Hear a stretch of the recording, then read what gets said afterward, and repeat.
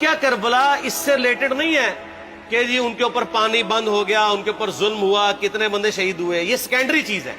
اصل چیز ہے کربلا ہوئی کیوں نبی علیہ السلام کی محنت کو 50 سال کے اندر اس لیول تک پہنچا دیا گیا کہ ہزاروں صحابہ زندہ ہیں اور نبی صلی اللہ علیہ وآلہ وسلم کی پوری اولاد ذبح کر دی جاتی ہے.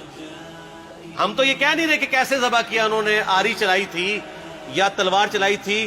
یہ تو واقعہ کربلا تو سب کو پتہ ہے، ان کی شہادت بھی سب کو پتہ ہے. جامعہ ترمذی میں حدیث ہے حسن و حسین جنتی نوجوانوں کے سردار ہیں اور ان کی والدہ جو ہے وہ جنتی عورتوں کی سردار ہے. اور المستدرک الحاکم میں حدیث ہے حسن و حسین جنتی نوجوانوں کے سردار ہیں اور ان کے والد ان سے بھی بہتر ہیں. تو یہ تو ڈیفینٹ حدیثیں ہیں، یہ تاریخ تو نہیں ہے، نبی علیہ السلام کے فرامین ہیں. تو ان کی موجودگی میں ان کے ساتھ یہ کچھ کیا جائے تو ہم نٹی گریٹیز میں نہیں پڑھتے، ہم اس تھیم کے اوپر کہ یہ کون سی چیز تھی جس نے خلافت راشدہ کو ملوک